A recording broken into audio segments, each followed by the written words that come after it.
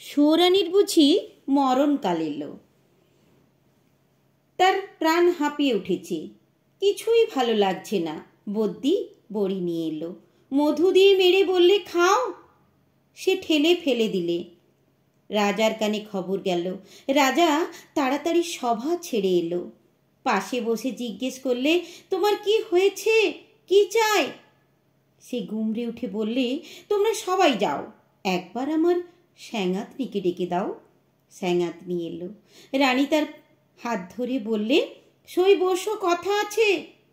স্যাঙাতনি বললে, প্রকাশ করে বলো।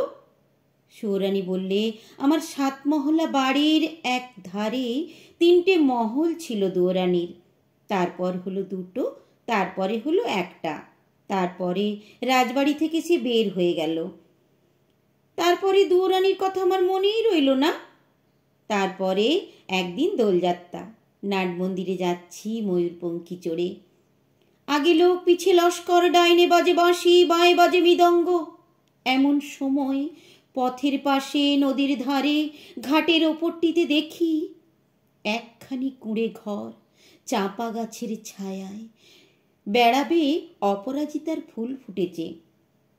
দুয়ারের সামনে চালের গুঁড়ো দিয়ে শঙ্খচক্রের আলপনা। আমার ছত্রধারিণীকে শুধলেম, আহা, ঘরখানি কার? সে বললে, ওই তো দুয়োরানীর। তারপরে ঘরে ফিরে সন্ধ্যের সময় বসে আছি, ঘরে প্রদীপ জ্বালিনি, মুখে কথা নেই। রাজা এসে বললে, তোমার কি হয়েছে, কি চাই? আমি বললাম, এই ঘরে আমি আর থাকবো না। রাজা বললে, আমি তোমায় কোঠা বাড়ি বানিয়ে দেব, গজদন্তের দেওয়াল দিয়ে। শঙ্খের গুঁড়োই মেঝেটি হবে দুধের ফেনার মতো সাদা। মুক্তোর ঝিনুক দিয়ে তার কিনারে এঁকে দেব পদ্মের মালা। আমি বললাম, আমার বড় স্বাদ গিয়েছে, কুঁড়ে ঘর বানিয়ে থাকি তোমার বাহির বাগানের একটি ধারে। রাজা বললে, আচ্ছা বেশ, তার আর ভাবনা কি, কুঁড়ে ঘর বানিয়ে দিলে। সেই ঘর যেন তুলে আনা বনফুল, যেমনি তৈরি হলো অমনি মুচড়ে গেল। বাস করতে গেলেম, কেবল লজ্জা পেলেম। তারপর একদিন সানযাত্রা, নদীতে নাইতে গেছি, সঙ্গে 107 জন সঙ্গিনী। জলের মধ্যে পালকি নামিয়ে দিলে, স্নান হলো। পথে ফিরছি, পালকির দরজাটুকু ফাঁক করে দেখি, ও কোন ঘরের বউ গা? যেন নির্মাল্যের ফুল, হাতে সাদা শাঁখা, পরনে লাল পেড়ে শাড়ি, স্নানের পর ঘড়াই করে জল তুলে আনছে। সকালের আলো তার ভিজে চুলে আর ভিজে ঘড়ার ওপর ঝিকিয়ে উঠেছে। ছত্রধারিণীকে শুধলেম, মেয়েটি কে, কোন দেব মন্দিরে তপস্যা করে? ছত্রধারিণী হেসে বললে, চিনতে পারলে না? ওই তো দুয়োরানী। তারপর ঘরে ফিরে একলা বসে আছি, মুখে কথা নেই। রাজা এসে বললে, তোমার কি হয়েছে, কি চাই? আমি বললেম, আমার বড় স্বাদ, রোজ সকালে নদীতে নিয়ে মাটির ঘড়াই করে জল তুলে আনবো বকুলতলার রাস্তা দিয়ে। রাজা বললে, আচ্ছা বেশ, তার আর ভাবনা কি। রাস্তায় রাস্তায় পাহারা বসল, লোকজন গেল সরে। সাদা শাঁখা পরলেম আর লাল পেড়ে শাড়ি, নদীতে স্নান সেরে ঘড়াই করে জল তুলে আনলেম। দুয়ারের কাছে এসে মনের দুঃখে সেই ঘড়া আছড়ে ভাঙলেম।